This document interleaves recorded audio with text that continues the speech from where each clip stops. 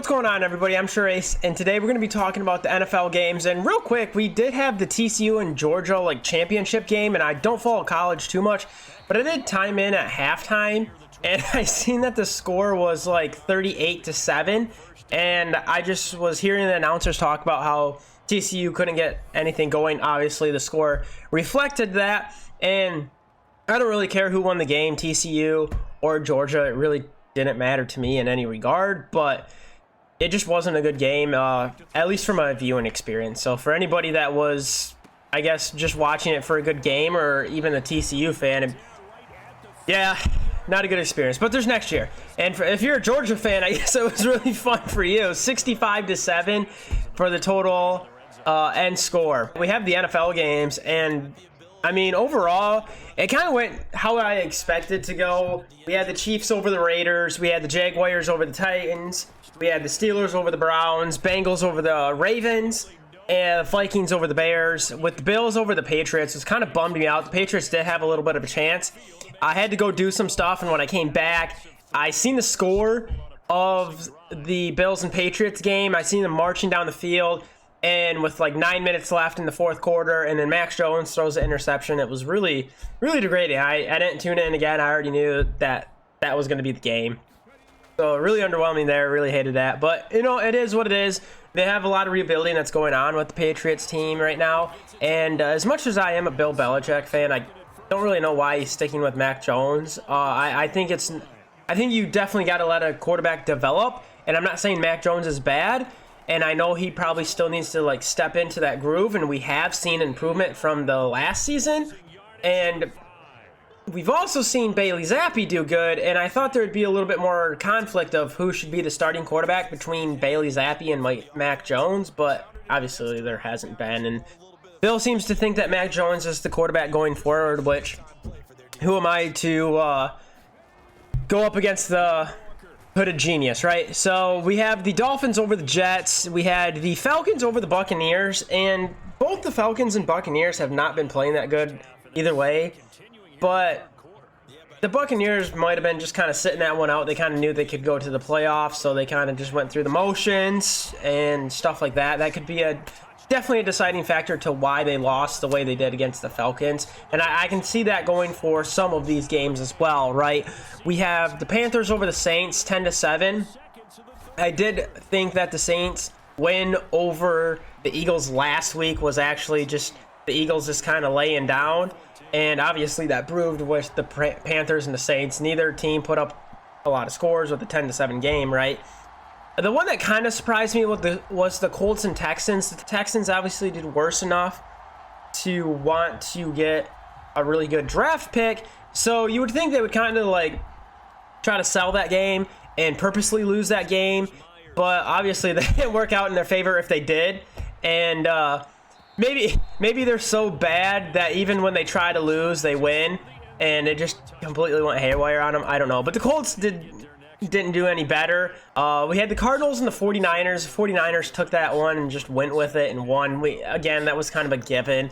And the one that I think kind of stunned a lot of people, whether you're a Cowboys fan or not, was the Cowboys versus the Commanders. The Commanders actually didn't do too overly bad as far as the Commanders go.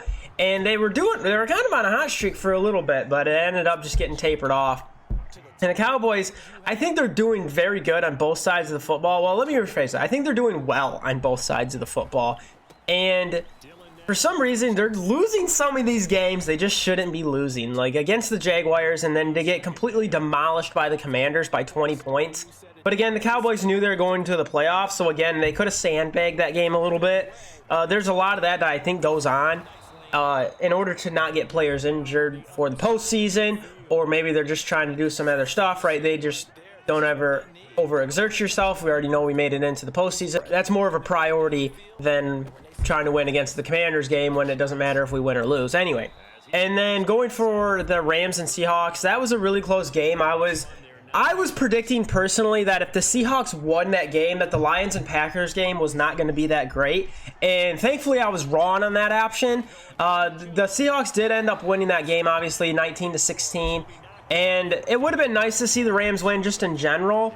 but they had a really, really bad year. They have a lot of injuries, and as much as I'm a huge Matthew Stafford fan, I think he's a great guy. He's a great quarterback that just kind of flies under the radar because he's been playing for the Lions his whole entire career. But he should have just took the Super Bowl and retired then. He's a really beat-up quarterback, and obviously he's going to stick with it, but I don't think that's the best thing for him or the Rams team for that matter. It'll be interesting to see what happens to Baker Mayfield in the offseason too.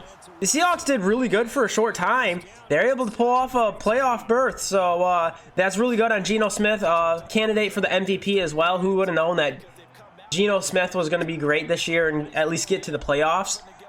With that being said, Pete Carroll and all of the remarks he got of getting rid of Russell Wilson and not disclosing who the quarterback was going to be, and then comes in here and gets that quarterback. That's pretty interesting. So I got to give it to Pete Carroll on that one as well. Eagles over the Giants 22-16. That was another kind of crazy game a little bit, because the way that the Eagles lost to the Saints, you would kind of ideally think they would want to lose to the Giants. But again, that's a divisional matchup, so maybe they just kind of like stuck it to them. Who knows?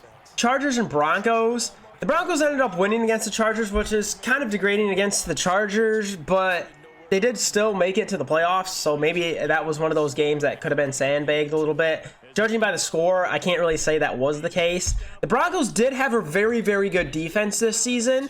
They just had a really, really bad offense, and when you go back and look at a lot of these Super Bowl victories just in general, like all the way in the Super Bowl, a lot of those big games come down to the teams that actually have the best defense overall.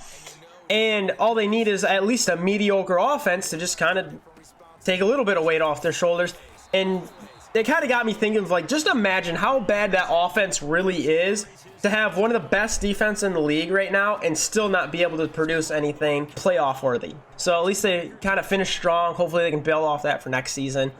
Lions and Packers, great game, loved it. I am so glad that it became a great game. I was so nervous that it wasn't going to be like a great game in prime time if the Seahawks win, so I was completely wrong there. Definitely a really, really great game overall. Went back and forth, and even though the Lions did not have a chance to go to the playoffs because of the Seahawks, I still thought they played very, very strong, and obviously they won over the Packers, and that just is something, again, that the Broncos could do as well, is just go forward to the next season. Like, hey, we finished strong. We finished 2-0 against the divisional matchup Packers that have been stomping us for years and years and years. So I think that's pretty cool. The Lions worked out a lot of big details they needed to work on this past season. Clock management, and obviously stepping it up on both sides of the football, which they did. And obviously they still have a lot of room to grow, but they're setting a really great foundation for the future. And that's something that's really cool to see. In next week's matchups, we actually only have 6 games to go from, so we'll have 2 Saturday games, which will be the Seahawks and 49ers will be home. I'm predicting the 49ers over the Seahawks, and then we have the Chargers and Jaguars will be home, and I'm really kind of tied on this one. I really don't know which way to go. I'm going to actually go with the Chargers overall. I think they're playing just a little bit better football than the Jaguars, and they've kind of come down to some more clutch game-winning drives than the Jags have, and I think they have a better chance of winning it because of that kind of scenario. They'll feel more comfortable. Dolphins and Bills. Bills are home. Obviously, I think they're going to take that. That's going to be a Sunday game, and with them being home, Bills Mafia, Bills are just playing really good football compared to the Dolphins. Dolphins are super explosive on offense, but have nothing going for them on defense, and that's what's going to get them here in the postseason. And then for the Sunday afternoon game, we're going to have the Giants and Vikings. That's another game where I'm kind of like iffy on it. Overall, though, I'm going to have to go with the Vikings. The Giants have kind of gone downhill a little bit, and the Vikings, I think, are frauds as well. But with the Vikings being home, I do think that's going to be a little bit of a great matchup for them. And even though they got stomped by the Packers, again, that could have been kind of just a sandbag deal, and to get to the postseason healthy. With the Ravens and Bengals, there's a couple rumors floating around that the Ravens could be starting Lamar Jackson, even though he'll still potentially be somewhat injured. And then there's other rumors that they're not going to be starting him. So this is still up in the air for the Sunday night primetime game with the Ravens and Bengals being home. They previously just played each other, so they're going again back-to-back weeks. So they'll have a total of 3 matchups this season, which is absolutely crazy. And the first one they played against, the Ravens won, which was kind of a fluke. The Bengals were not off to a hot start. So even though it counts as the Ravens win, the Bengals were a losing record team at the beginning of the season. They really turned things around and really got the momentum going and came right back into it. They just had a little like Super Bowl hangover, and I guess when they got out of it, they just got going. They just recently beat the Ravens, and I think with them being home and having the same scenario that they literally just kind of came out of, I mean, I don't foresee them losing this game since they just won this game. They're going to want revenge. It's postseason. And whether Lamar plays or not, and whether Lamar is at 100% health or not, I still think the Bengals would win. That would still be my choice, even if Lamar is at 100%, because I think the Bengals are just a better team overall than the Ravens. With the Cowboys and Buccaneers, this is a real toss-up because I think the Buccaneers have a potential to step it up a little bit more in the postseason than they did in the regular season, which was just a disaster. And Tom Brady just kind of has that effect where he's just like turns it up one more notch in the postseason. But overall, they just have not been clicking. That whole team just really has not been clicking that well. And they're home, which is another great advantage for them. And the Cowboys having a few losses in there that is just like mind-boggling could be the devastation for the Buccaneers winning. But I'm actually going to go with the Cowboys on this one. I think the Cowboys are actually playing better football than the Buccaneers. And I think that's what we're going to see in the postseason is Cowboys win over the Buccaneers at Tampa Bay.